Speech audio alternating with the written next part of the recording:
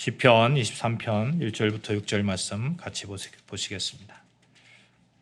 같이 한 목소리로 합독하도록 하겠습니다. 시작. 여호와는 나의 목자시니 내게 부족함이 없으리로다. 그가 나를 푸른 풀밭에 누이시며 쉴만한 물가로 인도하시는도다. 내 영혼을 소생시키시고 자기 이름을 위하여 의의 길로 인도하시는도다.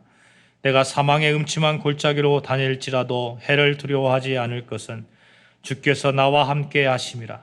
주의 지팡이와 막대기가 나를 안위하시나이다. 주께서 내 원수의 목전에서 내게 상을 차려주시고 기름을 내 머리에 부으셨으니 내 잔이 넘치나이다. 내 평생의 선하심과 인자하심이 반드시 나를 따르리니 내가 여호와의 집에 영원히 살리로다. 아멘. 예수님을 구주로 고백하는 사람이라면 누구나 가지는 바람이 있습니다. 나는 하나님을 잘 섬기고 싶다. 또 나는 예수님의 참 제자가 싶다. 나는 믿음으로 살고 싶다. 이런 그 바람 여러분과 제가 가지고 있다고 믿습니다. 진실로 그리스도인으로 살고 싶어하는 자들은 그런 바람을 가지는 것은 너무나 당연한 그런 일이죠. 근데 여러분 어떻습니까? 그러한 바람 가운데 계속해서 그 바람이 유지되고 그런 소망으로 계속해서 살아가고 계십니까? 이러한 바람이 지속적으로 일평생 이어지고 그렇게 하려고 노력하면서 살면 참 좋겠습니다만 또 믿음 생활을 하면서 보면 꼭 그렇지만은 않은 것 같아요. 수많은 삶의 질곡 속에서 또 신앙 생활의 권태에 빠질 수도 있고 또 탈진할 수도 있고 또 낙심할 수도 있는 것이 사실입니다. 그런데 만약 낙심과 탈진 속에서 그러면 우리가 신앙생활을 놓아야 되느냐 또 믿음을 놓아야 되느냐 하는 것이죠. 결단코 그렇게 할 수는 없잖아요. 어떻게 해서든지 믿음을 새롭게 하고 우리가 하나님의 자녀됨을 그 놀라운 은혜 가운데 우리가 지속적으로 살아야 되는 것은 너무나 자명한 일입니다. 그래서 우리처럼 이렇게 삶의 질곡 속에서 그런 삶의 여러 가지 과정을 거쳐가면서도 꿋꿋하게 믿음을 지켜나가고 또 그렇게 살아온 믿음의 선조들이 있다는 것이 얼마나 다행인지 모릅니다. 그 믿음의 선조를 바라보면서 우리도 그렇게 할 수 있다는 그런 확신이 서기 때문에 그렇습니다. 다행스럽게도 성경에서는 우리와 똑같은 성정을 가지고 있으면서도 이런 삶의 탈진 또 이런 것들을 이겨낸 수많은 믿음의 그런 선조들이 많이 나오죠. 사도 바울도 그렇고 또 모세도 그렇고 다니엘도 그렇고 많은 믿음의 선조들이 어려움이 있었지만 넉넉하게 이겨내고 그 믿음을 지켜나갔습니다. 이런 것을 보면 우리가 힘을 얻을 수 있어요. 우리도 그들과 다름이 없는 하나님의 피조물이고 또 그들이 이겨냈듯이 우리도 역시 이겨낼 수 있는 그러한 믿음이 생기기 때문에 그렇습니다. 오늘 본문에도 한 사람 다윗이 나오죠.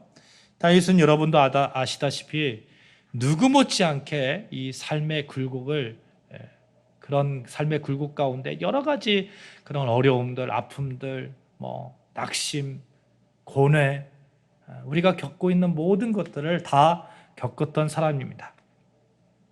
오늘 다윗의 고백을 살펴보면서 우리가 좀 힘을 얻었으면 좋겠습니다.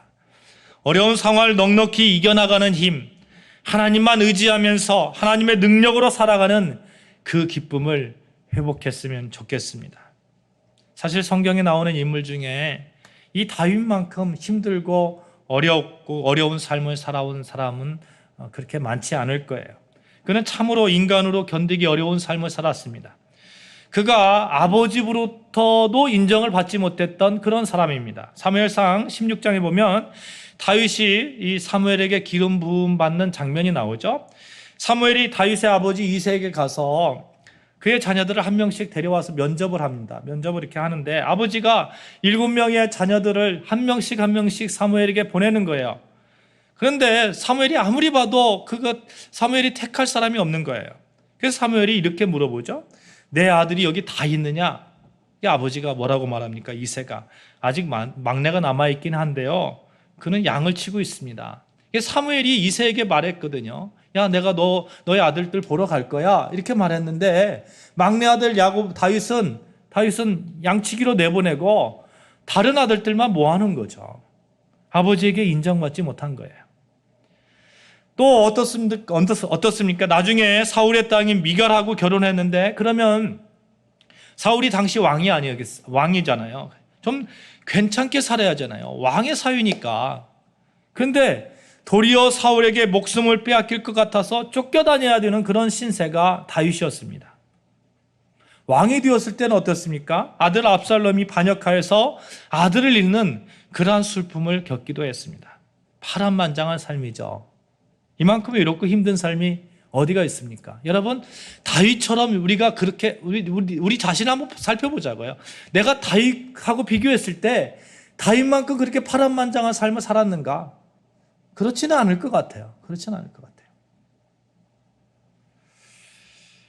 그런데 이렇게 외롭고 인정받지 못하고 쫓기는 삶 가운데서도 다윗은 지금도 이스라엘 민족 있잖아요. 이스라엘이라는 나라에서도 아직도 가장 존경하는 왕이라고 이렇게 말하잖아요. 우리나라 사람들이 세종대왕이 존경하는 왕이다 이렇게 말하듯이 이스라엘 백성들은 다윗 왕을 그렇게 세종대왕처럼 그렇게 치고 있는 거예요. 또 기독교 신앙을 가지고 있는 사람들, 이 사람들 치고 다윗을 모르는 사람이 없잖아요. 오죽하면 하나님께서도 다윗을 보고 너는 내 마음에 합한 사람이다 이렇게 칭찬하셨을까요? 어렵고 외롭고 탈진할 만큼 힘든 상황을 겪은 이 다윗이 이런 말을 합니다. 우리 인생은 한쪽에만 거주하는 것이 아니다. 우리는 자꾸 이사를 가는데 이쪽도 살다가 또 어떤 때는 저쪽도 살아야 된다. 한쪽은 푸른 초장이고 다른 한쪽은 사망의 음침한 골짜기다. 2절을 한번 보실까요? 그가 나를 푸른 초장에 누이시며 쉴만한 물가로 인도하시는도다. 푸른 초장이란 뜻이 무엇입니까? 다윗은 양을 치는 목동 출신이에요. 그러니까 양들에게 푸른 초장은 생명이잖아요. 생명. 그렇죠? 먹고 살 것이 많이 널려 있다는 거예요. 형통한 때이고 행복한 때이고 무엇이든지 원하는 대로 될 때이고 가족들을 보아도 건강하고 경제적으로 보아도 여유가 있고 앞으로 걱정할 일이 별로 없을 것 같은 그런 상황, 그게 푸른 초장 아니겠어요? 이런 푸른 초장이 있는가 하면 다른 한쪽은 사망의 음침한 골짜기가 있다는 거예요. 4절을 보시면 내가 사망의 음침한 골짜기로 다닐지라도, 사망의 음침한 골짜기를 다윗은 다녔던 거예요. 얼마나 그것이 음산하고 가기 싫은 곳인지 음침한 골짜기라고 다윗이 이렇게 표현합니까? 정말 가끔 그럴 때가 있어요. 그곳에 가기 싫은 음침한 골짜기가 있습니다. 사망을 불러올 것 같고 아무것도 보이지 않고 앞이 꽉 막혔고 하늘을 보아도 땅을 보아도 좌를 보아도 우를 보아도 나아갈 구멍이 보이지 않는 그런 상황, 무서워서 벌벌 떠는 그런 상황, 우리 삶 가운데 얼마든지 많이 우리가 겪었지 않습니까? 푸른 초장에만 살면 좋겠지만 우리 인생에서 어디 그럽니까? 누구나 할 것 없이 푸른 초장에 있는가 하면 또 사망의 음침한 골짜기를 다닐 때도 있는 것이죠. 이런 걸 보면 참 우리 인생에서 평생을 풀밭에만 그렇게 사는 사람도 없고요. 또 우리 인생을 사망의 음침한 골짜기에서 그렇게만 사는 사람도 없는 것 같아요. 마치 전셋집 이렇게 왔다 갔다 하듯이 그렇게 이주를 해야 되는, 몇 년 살다가 또 이쪽 가고 몇 년 살다가 저쪽 가고. 그래서 내가 지금 푸른 초장에 산다고 해서 여기가 영원한 집이다라는 그런 교만을 가질 필요도 없고요. 사망의 음침한 골짜기를 다닐 때에도 여기서 나는 영원히 살 거야 라면서 소망을 끊어버리는 그런 삶을 살 필요도 없습니다. 왜냐하면 우리가 어느 곳에 있든지 여기는 평생 머물 집이 아니기 때문에 그렇습니다. 조금 지나면 또 다른 그런 주소로 옮겨야 될지도 몰라요. 물론 우리에게 영원한 그 거할 집이 있습니다. 성경에서 푸른 초장과 골짜기로 오가며 살 수밖에 없는 우리에게도 영원히 거할 집이 있다고 말씀하고 있는데 그 집이 무엇입니까? 어디입니까? 따라해 봅시다. 여호와의 집. 시작. 여호와의 집. 6절 말씀 같이 보실까요? 6절 같이 읽습니다. 시작. 나의 평생의 선하심과 인자심이 정녕 나를 따르니 내가 여호와의 집에 영원히 거하리로다. 아멘. 여호와의 집은 우리가 영원히 거해야 되는 그런 집이에요. 우리가 또다시 옮겨야 되는 그런 집이 아닙니다. 예수님이 그 집값을 다 치르고 그 집을 사셨어요.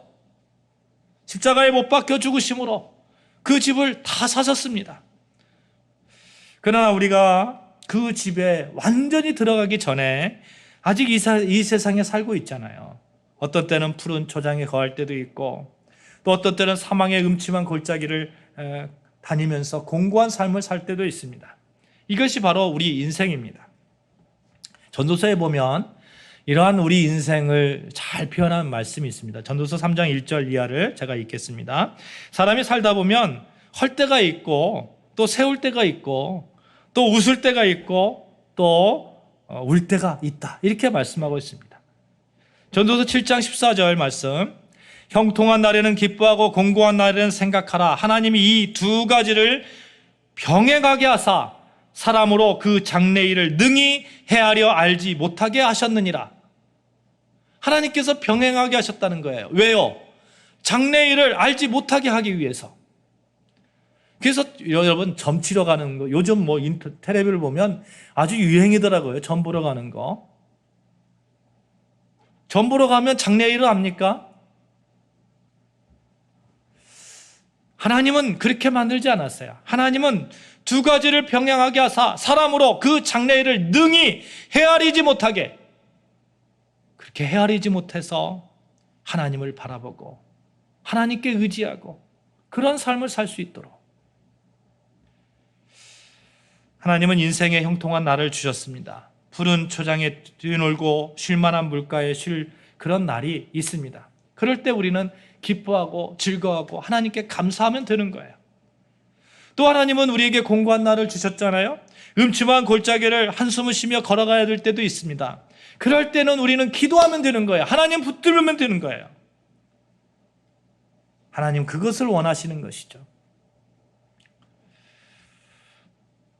기도란 인생 전부를 만군의 여호와 하나님 앞에 의탁하고 살아가겠다는 그러한 의지이고 그러한 결단이 되는 것입니다. 공고한 날에는 기도하면서 형통한 날에는 하나님께 감사하면서 어느 순간에든 여호와를 붙들고 사는 삶, 이게 멋진 삶 아니겠어요? 물론 사람들은 누구나 이 사망의 음침한 골짜기를 다니는 걸 싫어합니다. 저도 그렇고 여러분도 마찬가지일 거예요. 이왕이면 좀 푸른 초장에 많이 거닐고 싶어요. 그래서 우리 평생을 고생을 하면서 끝내고 싶은 사람이 어디가 있습니까? 가급적이면 이 사망의 음침한 골짜기는 피하고 또 그래서 푸른 초장에서 오래오래 거하고 싶어 하죠. 그래서 남몰래 밤을 지새워가면서 공부도 하고 회사에서 자기 몸도 돌보지 않고 일을 하고 다른 사람보다 더 뛰어난 실력을 가지고다 피나는 노력을 하는 것이죠.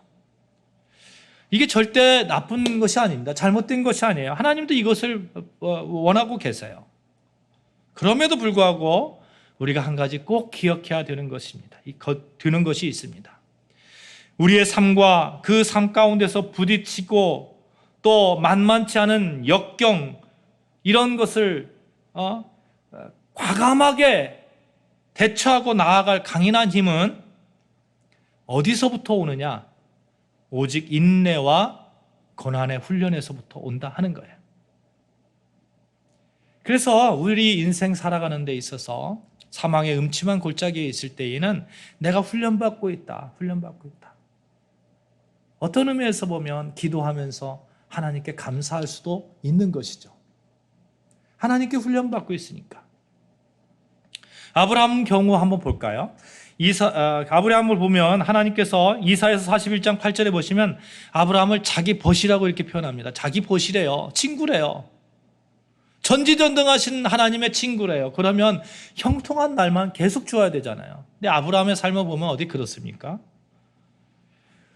수많은 세월 동안 혈육이 끊긴 집안으로 남에게 천대와 수모를 당하며 그렇게 살았습니다. 그리고 너무 예쁜 부인을 만나가지고 생명의 위험을 느끼기도 했어요. 어떤 때는 흉년이 들어 거처를 옮겨야 됐고, 이웃에 있는 부족들로부터 질시를 받고, 그렇게 불이익을 당한 경우가 한두 번이 아닙니다. 근데 하나님이 이 아브라함에게 자기 벗이라고 말씀하고 있는 것입니다. 벗에게도 사망의 음침한 골짜기를 하나님께서는 허락하셨습니다. 다윗도 마찬가지예요. 다윗도 보시면 하나님이 내 마음에 합한 사람이라 이렇게 표현합니다. 쉽게 말하면 다윗은 하나님의 마음에 꼭 든 사람이에요. 우리가 생각하기에 하나님의 마음이 이렇게 꼭 들었으면 정말 푸른 초장에만 있어야 되잖아요. 그런데 하나님 다윗을 사망의 음침한 골짜기를 지나가게끔 하셨던 것이죠. 이런 걸 보면 우리가 깨닫는 것이 있어요. 내가 예수 믿는다고 해서 꼭 푸른 초장에만 있겠다 하는 것은 어떻게 보면 대단히 잘못된 그러한 생각이다 하는 것이죠. 가끔 우리가 사망의 음침한 골짜기로 다닐 때도 있습니다. 교회를 개척해 보면 그런 거 알 수 있을 것 같아요.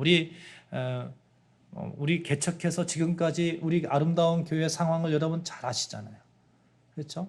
어떤 때는 계속 부흥하는 것처럼 느껴질 때도 있었고, 어떤 때는 정말 이래서 교회가 유지될까라는 생각들 정도로 그렇게 사망의 음침한 골짜기를 다닐 때도 있습니다. 이럴 때에 우리가 깨닫는 것이 무엇입니까? 지혜가 무엇이에요?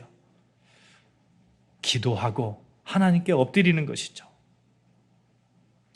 사랑하는 여러분, 그래서 이런 걸 꼭 한번 기억했으면 좋겠어요. 그러한 일들, 이상한 일들, 어렵고 힘든 일들, 이런 걸 당할 때에 부끄러운 것이 아니라는 거예요. 부끄러운 것.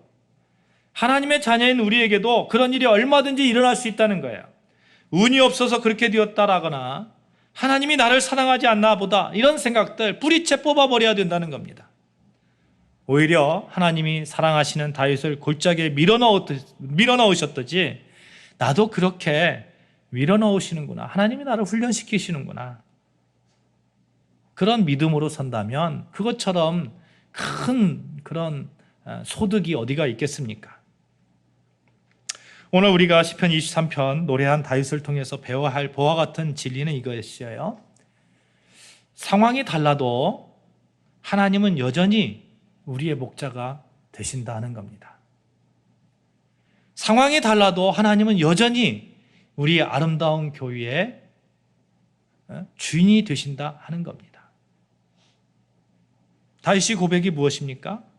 내가 푸른 초장에서 뛰놀고 쉴만한 물가에서 평안할 때에 하나님은 나의 목자가 되십니다. 그래서 나는 전혀 부족함이 없습니다. 그뿐 아니라 내가 사망의 음침한 골짜기를 다닐 때에도 하나님은 여전히 나의 목자가 되십니다. 그래서 나는 그때에도 전혀 부족함이 없습니다. 이 고백이잖아요. 상황이 바뀌어도 하나님은 여전히 나의 목자 되심을 고백하고 있는 거예요. 만일 다윗이 푸른 초장에서만 이 노래를 불렀다면 여호와는 나의 목자시니 내게 부족함이 없으리로다, 이 말이 1000만 번 이렇게 노래한다 해도 조금도 이상할 것이 없어요. 그런데 다윗의 고백은 거기서 끝나지 않아요. 사망의 음침한 골짜기에서도 여호와는 여전히 나의 목자가 되신다, 이렇게 고백하고 있잖아요. 내가 비록 먹을 것이나 마실 것이 없고 사방의 위험이 도사리고 사망의 음침한 골짜기를 다닐 때라도 나는 이렇게 말할 수 있습니다. 나는 이렇게 고백할 수 있습니다.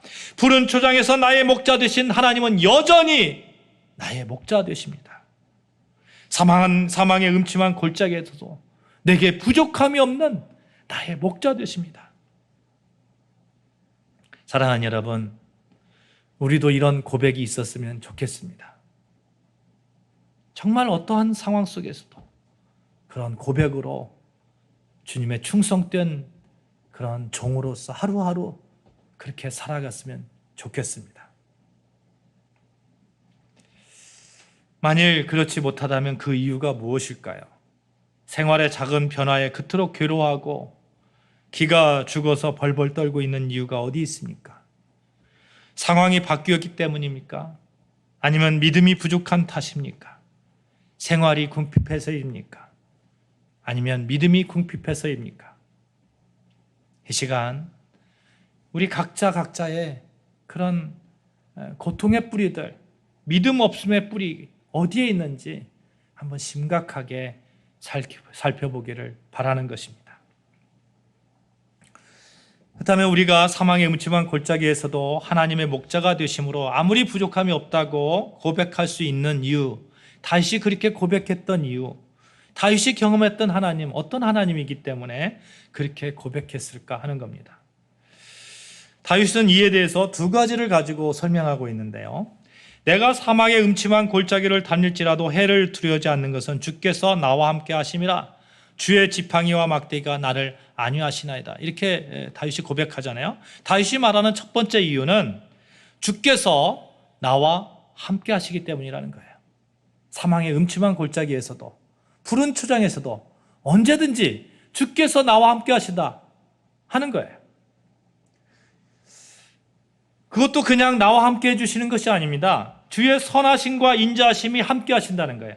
6절 같이 읽겠습니다. 6절 시작. 내 평생의 선하심과 인자하심이 반드시 나를 따르니 내가 여호와의 집에 영원히 살리로다. 아멘. 여러분, 이 고백으로 우리가 넉넉하게 이겨나가기를 바랍니다. 어느 순간에도 선하심과 인자하심이 내 삶 가운데 따르고 있구나 하는 그 믿음의 고백입니다. 사랑하는 여러분, 하나님의 선하심과 인자하심이 여러분의 삶을 지배하시기를 주님의 이름으로 축복합니다. 아멘. 선하심과 인자하심 언제나 함께한다는 그 믿음으로 사는 것, 그것처럼 능력 있는 삶이 없어요. 이 능력 있는 삶, 이 믿음이 있으면요, 이런 고백을 할 수 있는 겁니다. 로마서 8장 23절에 보시면 우리가 알거니와 하나님을 사랑하는 자, 곧 그 뜻대로 부르심을 입은 자들에게는 모든 것이 합력하여 선을 이루느니라. 모든 것이 합력하여 선을 이룬다. 푸른 초장에 있거나 사망의 음침한 골짜기에 있거나 이 모든 것이 합력하여서 선을 이룬다는 거예요. 굉장한 이 바울의 고백 아닙니까? 이 고백을 할 수 있는 바탕, 어떤 환경 속에서도 모든 것이 합력하여 선을 이룬다는 이 고백, 하나님의 선하심과 인자심이 나를 따르고 있다는 믿음 아니겠습니까? 이 믿음이 바탕이 돼야 돼요. 2차 대전 때 독일 히틀러에 반대해서 옥중에서 돌아가신 목사님이 계시죠? 보니퍼 목사님입니다. 옥중에서 언제 죽을지 모르는 그 상황 속에서 시를 지었습니다. 선한 능력으로. 그 시 가운데 이런 그 식구가 있어요. 선한 능력에 둘러싸여 보호받는 우리는 앞으로 다가올 일들을 위로 속에 기다립니다. 하나님은 밤이나 낮이나 우리와 함께 계십니다. 또한 모든 새로운 날에 함께 하십니다. 정말 놀라운 고백 아닙니까? 선한 능력이 언제나 우리를 감싸고 있다는 이 믿음, 너무나 귀한 믿음입니다. 이 귀한 믿음 우리가 붙들기를 소망하는 거예요. 선하심과 인자심이 언제나 나를 따르고 있다. 우리 교회 가운데 따르고 있다. 이 믿음 말입니다. 하나님의 선하심과 인자하심은 내 삶 속에 여전히 유효합니다. 그래서 하나님의 선하심과 인자하심은 나와의 관계 속에서 언제나 존재하고 있습니다. 로마서 8장 16절 17절 말씀해 보시면 이런 말씀이 있습니다. 제가 읽겠습니다. 성령이 친히 우리의 영과 더불어 우리가 하나님의 자녀인 것을 증언하시나니 자녀이면 또한 상속자 곧 하나님의 상속자요 그리스도와 함께한 상속자니 우리가 그와 함께 영광을 받기 위하여 고난도 함께 받아야 할 것이니라. 하나님의 자녀요. 그것뿐만 아니라 여러분과 저는 하나님의 상속자라는 겁니다. 아버지와 아들로서 이렇게 설명하고 있어요. 이 아버지와 아들로서 설명하고 있는 것. 이게 여전히 여러분 보세요. 아버지가 자녀들에게 관심이 없습니까? 늘 선하고 인자한 그런 마음으로 관심을 가지고 있잖아요. 우리 하나님은 그렇게 우리를 바라보고 있는 거예요. 이런 믿음이 있었기에 다윗이 골리앗과 싸움에서도 사울에게 쫓기는 그 순간에서도 겁내지 않고 고백할 수 있었던 것이죠. 사랑하는 여러분, 다윗과 같은 이런 고백 우리 삶 가운데 늘 있기를 주님의 이름으로 축복합니다. 아멘. 이 사실을 믿는 신앙으로 우리가 오늘을 살아가면 되는 것이죠. 우리가 사망의 음침한 골짜기에서 하나님의 목자가 되심으로 아무 부족함이 없다고 고백할 수 있는 이유가 또 있어요. 오늘 본문에 보시면 다윗이 주의 지팡이와 막대기가 나를 안위하시나이다 이렇게 표현하거든요. 안위한다는 말은 위로한다, 보호한다 이런 뜻이에요. 주의 지팡이와 막대기가 나를 보호하고 있고 위로하고 있고 안내하고 있다는 거예요. 목자는 항상 그 지팡이와 막대기를 들고 다닙니다. 다윗이 목자였잖아요. 목자의 지팡이는 몇 가지 중요한 그 역할을 하고 있다고 합니다. 목자는 새끼 양들이 흩어지는 경우에 저들을 어미 양에게 몰고 가기 위해서 이 지팡이를 사용하는데, 암양들은 저들의 새끼 몸에서 사람의 손냄새가 나는 걸 싫어한다는 거예요. 그래서 이 지팡이를 가지고 이렇게 툭툭 건드리면서 인도한다는 것이죠. 이 지팡이를 가지고 우리를 인도하고 계세요. 하나님께서 이리 가라 저리 가라 인도하고 계십니다. 내가 사망의 음침한 골짜기도 필요하니까 그쪽으로 하나님께서 인도하신 거라는 그 믿음으로 우리가 살아가면 되는 거예요. 인도하고 안내하는 것. 그러니까 지팡이의 용도는 안내와 방향이에요. 방향. 우리를 바른 방향으로, 선하신 방향으로 인도하고 계신 겁니다. 거기에 비해서 막대기는 보호와 지킴과 단련의 용도로 사용한다고 그래요. 그래서 지팡이보다 더 크다고 합니다. 그 양들의 습성이 이런 거 있잖아요. 이사야서 53장 6절에 보면 우리는 다 양 같아서 그릇 행하여 각기 제 길로 가거든. 각기 제 길로 가는 거예요. 각기. 양들은 분별이 안 되어서 제 길로 갑니다. 모든 양이 그렇습니다. 자기의 습관과 습성에 따라서 행동을 하고 생각을 하고 푸른 초장과 맑은 시냇물을 왔다 갔다 막 자기 마음대로 그러는 거예요. 그래서 목자는 이럴 때 막대기를 들고 이렇게 하는 거예요. 막대기는 지지한다, 의지한다 이런 뜻이잖아요. 그래서 좀 잘못된 길로 가면 툭툭 치는 거예요. 우리에게 좀 아픔을 주는 거예요. 또 막대기 기는 짐승들이 양들을 공격하려고 할 때 그것을 내쫓는 용도로 사용한다는 겁니다. 그래서 이 막대기, 양떼들이 잘못된 길을 가려고 할 때, 엉뚱한 길로 가려고 할 때 그 막대기를 가지고 가볍게 때리면서 바른 길로 인도하고, 또 양들이 공경에 처했을 때 그것을 막아주는 그런 역할로서 막대기를 사용하는. 이 다윗이 이 목자 출신이니까 이 지팡이와 막대기의 그 용도를 가지고 우리 하나님께서 얼마나 우리를 지켜주시는지 설명하고 있는 것이죠.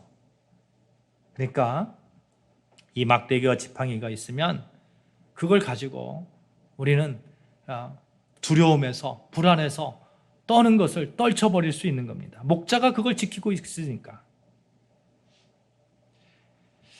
사망의 을침한 골짜기면 어떻고 푸른 초장이면 어떠냐. 목자가 내 곁에 계셔서 그 막대기와 지팡이를 가지고 나를 지켜주시고 나를 인도하시는데, 다윗의 고백은 이것인 것입니다.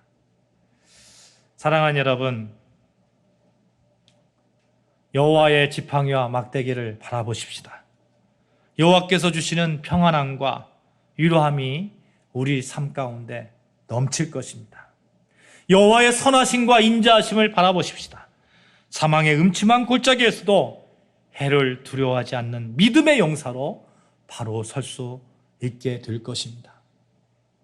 사랑하는 아름다운 교회 성도 여러분, 사망의 음침한 골짜기에 서 있다 느낄 때에 여러분의 삶이, 또 우리 교회가 그렇게 음침한 골짜기에 지금 있다고 느낄 때에 여호와를 바라보고 여호와의 선하심과 인자하심을 믿고 여호와의 지팡이와 막대기를 바라보면 승리할 수 있지 않겠습니까?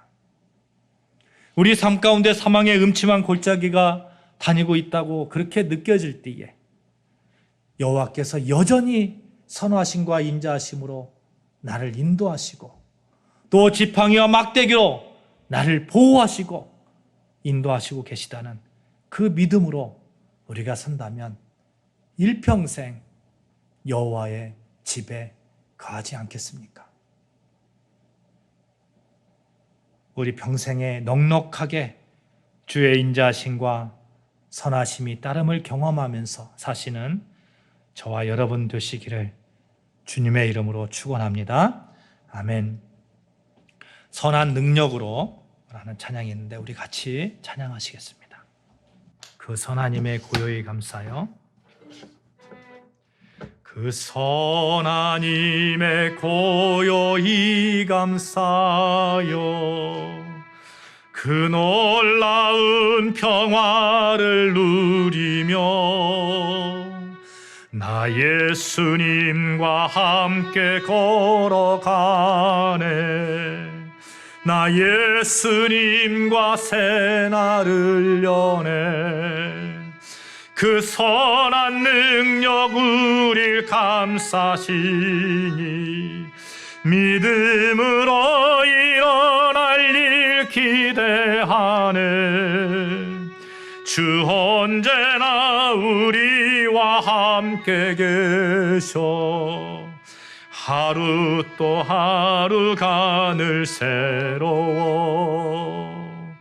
이 고요함이 깊이 번져갈 때 저 가슴 벅찬 노래 들리네. 다시 하나가 되게 이끄소서. 주님의 빛이 빛나는 이날 그 선한 능력 우릴 감싸시니 믿음으로 일어날 일 기대하네. 주 언제나 우리와 함께 계셔. 하루 또 하루가 늘 새로워.